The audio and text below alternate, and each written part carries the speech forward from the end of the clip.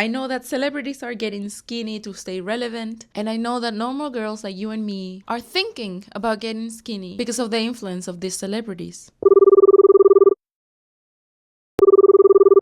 Today I was gonna talk about how the stereotypical image of women in film makes us feel like we're not enough. Today I was gonna talk about women's insecurities, but turns out that maybe not today, bitch. Today I feel pretty hot because it turns out I'm ovulating. And I know what you might be thinking, Maria, the fact that you feel beautiful because your hormones are jumping up and down all the time, the fact that you feel like you are hot, doesn't mean that women still don't have amazing pressure to be beautiful. I know that, guys. I know that celebrities are getting skinny to stay relevant, and I know that normal girls like you and me have forever lost an image of how we actually look in real life. And if by any chance here in my channel there is a man or a woman that hasn't yet awakened, they might be wondering, why? Why are you saying all of this? Beauty is subjective. Beauty does not determine a woman's worth.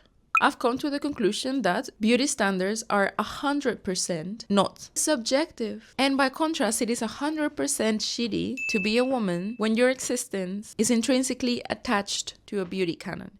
A beauty canon that, surprise, neither you or I decided upon. This is just years and years of social changes, of patriarchy, and of women not having a say.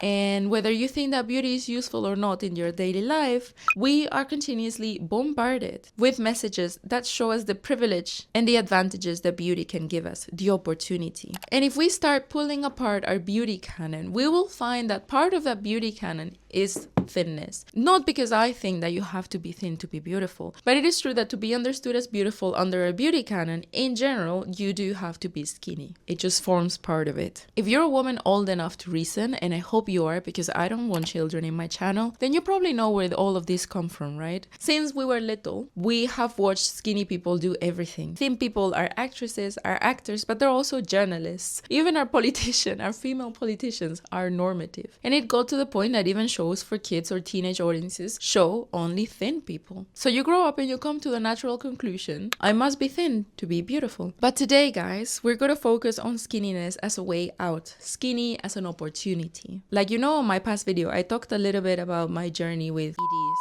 and disordered eating. I didn't make it like I usually make it. It was just me talking to the camera, which might seem a little bit boring, but I just wanted it to be a little bit less theatrical. But now I'm back on track talking about films. We're gonna talk about 2 films today. But before, let me get on my knees, metaphorically, to ask you for a like. Maybe even ask you to subscribe. Maybe I will even ask you to follow me on TikTok, where I post faster videos, usually about films that I haven't talked yet, and I'm just thinking about them. How will I write the next script? What will I talk about? Things like that. It's the same username. Find it down below. Thank you for being here. Let's go. The film I bring you today is called Toxic, or Akiplesa in Lithuanian, and it takes place, very on brand, in a small Lithuanian village. The film shows us the life of 2 girls, Marija and Kristina, that will become friends after having a conflict with each other. Marija is new in the village and Kristina will be her adoptive friend. She will be the friend that will save her and socialize her. Both friends will join a casting call by the local modeling school in their village and attend the classes, even if they have very different outlooks on this experience. Kristina, since the first moment, takes modeling super seriously. She practices her catwalks on her free time. She walks in heels. She wears really fashionable clothes. And most of all, she takes great care of her diet. She avoids eating. And a really haunting image that this film has, which is shot beautifully, by the way, is this image of a pile of food outside her bedroom's window. All the meals that she skipped,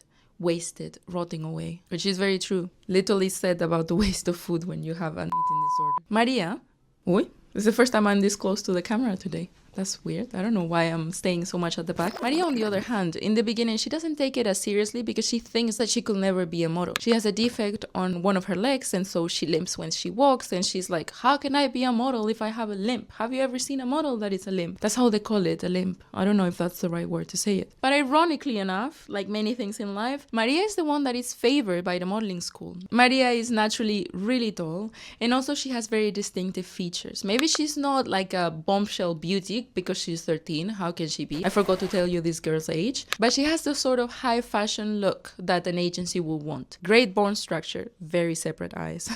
Like the fish from that film. And Kristina, again, in contrast, is much shorter and she has more common features. She's beautiful as well, but she doesn't have the fashion features that you would expect from someone in an editorial or in a catwalk. This gets repeated again and again throughout the film to the point that it makes me feel bad about Kristina. But luckily, tension never arises between the girls, feminist icons, and they stay really close all throughout the movie. I put this here because the fringe was annoying me. It doesn't look right. Let's keep going. Maria's and Kristina's personalities are also super different. Kristina is brave, she's reckless, she's outspoken, she's very extroverted, and she wants to appear a lot older than she is. She's often the mastermind of the couple and she's more like Maria's protector. On the other hand, Maria is much more introverted. She's shy, she's quiet, she follows Kristina's lead a lot, but also is Kristina's supporter, and eventually she will be her guardian angel. And I don't know if this is a reach or not, but my interpretation of their personalities also matches their family situation. Kristina's dad is single, he's sexually active, and although he's very caring, he's also unreliable at times. We see how Kristina has to take care of him every now and then. And you know what happens when a kid has to take care of her parents way too early? They take on a lot of responsibility, they become more assertive, they become sometimes slightly more impulsive, you know, they had to grow up fast. Again, on the opposite is Maria. Maria lives with her grandmother because her mom lives in the city with her boyfriend, and I quote, she doesn't have space for her there. So Maria is sort of abandoned, and I think that abandonment is what could lead to a certain introspection on her part. If you don't know if people are gonna stay or if they're gonna go, then sometimes you much rather just not engage, not talk, not open up. Part of the conflict for this film is the fact that Kristina is willing to do anything and everything for her modeling career. She actually buys a tapeworm out of the dark web to eat it and hopefully lose weight. She does lose weight throughout the film, but she also gets extremely sick. And she's not the only one. Maria, who in the beginning didn't care so much about the career of modeling, eventually because of some commentary that the modeling scout makes and because of her mom's rejection, starts falling into an ED as well. And I know that this might seem a little bit extreme, all this for a modeling school, why? But what is at stake is actually pretty relevant. The modeling school has promised them a contract in Japan, and after Japan it can be Korea, it can be Europe, it can be the States, it can be the world. At the end of the day, for these girls, what is at stake is a plane ticket out of their village. And to understand why they're so desperate, you also have to know the context. Throughout the film, there's a lot of, I don't know how they're called, silent shots, for example, of people in the village, of certain details of the village, and of the girls just living a normal life with their families, as a way to helping the viewer understand, you know, this girl's background. This Lithuanian village that is portrayed in this film looks very depressed and depressing. Maybe it looks like in the past it was some kind of industrial village, industrial town, but whatever developed there is long gone, and it left everything behind. The rusted metal, the tin ceilings, and a bunch of young people that are either trying to get out of the village or passing time nihilistically. Nothing about this village speaks of glamour and opportunity, and instead the modeling school, especially in the first half, is represented as a clean, new space. So yes, even though it might seem hard to understand because not everyone knows how it is to go to a modeling school, for this girls, capitalizing on their bodies seems to be the only way out, or it felt for them like it was their only way out. And it's easy to see the problem here, right? These girls are only cherished by the school because of their appearance, and that will lead and actually leads to them being objectified. They already get talked about like furniture. But we know all this, right? The modeling industry sucks. But what this film unveils is not just the superficial part of it, it's everything that is behind. An example, the girls need money to invest in their modeling career. They need money for headshots. However, they don't have the money. Kristina will get the money from her dad, but Maria is having a lot of problem finding the money. One of her fellow model colleagues tells her that there is a man in a nearby town that likes to be massaged by girls, and he will give you cash. They don't say exactly what it is that the massage entails, but what they do say is that he likes them young. The younger the girls, the better. So you see, there are many pieces in the chain of what a modeling career entails that reduces them to being an object. It's sort of unavoidable. Another time, a model that has already been in New York and is visiting the village is talking with the girls about how it is to actually be abroad as a model. And what she says is that during the day, yes, you might have or not modeling jobs, but at night there's also other activities you have to do that have nothing to do with modeling. Sometimes you have to go to parties, you have to go to events. And some of these parties and some of these events are actually a bit weird. And there Therefore, girls can be a danger. But what happens when you're young and you really want to leave a place? These girls, as I was probably thinking when I was younger, and as you might be thinking right now, in their minds, what they have is the words, okay, I might be in danger, but at least I'm out of here. I think it's a normal reaction, especially when you're really young. And it's not just them wanting it really bad. The families support them as well. For example, Kristina's dad will eventually sell the family's car to get some money for her photo shoot. And the families want it really bad, first because it's an opportunity for their kids, but also because a lot of money gets promised once these girls go to Japan. A lot of money gets promised. They make a lot of promises, honestly. And here comes a little bit of my criticism. Like I told you throughout the film, there's different shots of people just living life and of the people of the village. There are some of these shots that I don't quite understand. I almost don't talk about this film because of this. The first time that I watched this film, I found it a bit disturbing. Why? Because a lot of characters, young characters in this film, have some kind of imperfection in their appearance. One of the guys has a glass eye, so he's missing an eye. There's another 14-year-old girl that has like an extreme case of lipedema or something like that. They all have some kind of problem, issue, imperfection. I felt like it was a little bit too much. I felt like the director was trying to make me feel pity for them. And I usually don't like that because it reminds me of poverty porn. And you know, in poverty, there's life as well. There's normal people living their lives. But what I felt this film was trying to portray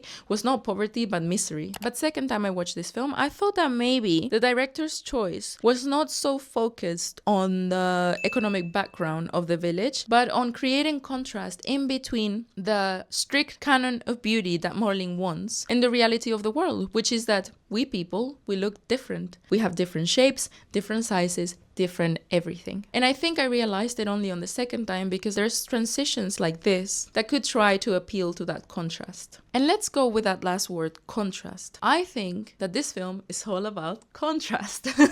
In the first half of the film, the village is shown to be rusty and old. Whereas the modeling school, it's white, is fresh, is clean, has straight lines, it's Stockholm, it's Danish. You get what I'm saying? It's that sort of vibe. And I think this is a tool of the film to show us the positive outlook that these girls have on their modeling career. As the film goes on and modeling gets harder and harder, their village starts acquiring a lot more light, a lot more calmness. It starts showing us the quiet beauty of everyday life. And instead, modeling becomes more and more explicit and more disgusting. It becomes more disgusting because the girls start getting sicker and sicker. And that is a great representation of an eating disorder. Because even though these girls are trying to be models and they're trying to be glamorous and they're trying to work in Japan and all these fancy places, the truth is that what they have to do to get there, dieting, purging, tapeworm, etc., is extremely disgusting. And disordered eating and eating disorders are extremely explicit. They deal so much with body fluids that is super ironic that an industry like the modeling industry was based on it for so long. Toxic is based on a 2011 documentary called Girl Model, a documentary following Ashley Arbau, an American modeling scout who works as a middlewoman between Russian and Japanese model agencies. Through the casting call that she organizes in Siberia, we will meet Nadia, the inspiration for Maria's and Kristina's characters. From then on, we will see the reality of Nadia's journey into Japanese modeling, a market that values prepubescent youth over everything else, prepubescent beauty, and her journey back home after the agency drops her under abusive contract clauses and a hefty debt. We will also look into the strange character of Ashley, who blatantly lies on camera about the conditions of the Japanese modeling market, Messiah, the owner of the Japanese agency who, I quote, loves girls, and Tigran Khachatryan, the owner of Noah Models, at the time the biggest modeling agency in Russia, who recently has been mentioned in the Epstein files. The three, not four, riders of the apocalypse whose job was seemingly scamming and possibly trafficking, allegedly, 12, 13, and 14-year-old girls. But that will be on part 2, which has taken a long time, I know. I'm sorry, because I'm working really hard on it. Remember to like and subscribe if you don't want to miss it, or if you just want to give me huge support, because honestly it really helps. And before I finish, I would like to highlight that the film Toxic is a free interpretation of the documentary, but still we see a lot of mirror scenes between the two. I will leave you with this scene because I believe that at the end of the day, this film, this documentary, everything that we're talking about is about the girls. It's about these protagonists that are working hard to build a future for themselves and their families in spite of all the that are trying to exploit them. So thank you for being here. Have a lovely day. Bye bye. My name is Kristina. I'm 13 years old and I love basketball. Hi, my name is Marija. I'm Okay. 1 meter What's your favorite 77. flower? My favorite color is pink, and I It's love sunflower. Don't be so shy. You're fabulous. Could you smile? Okay.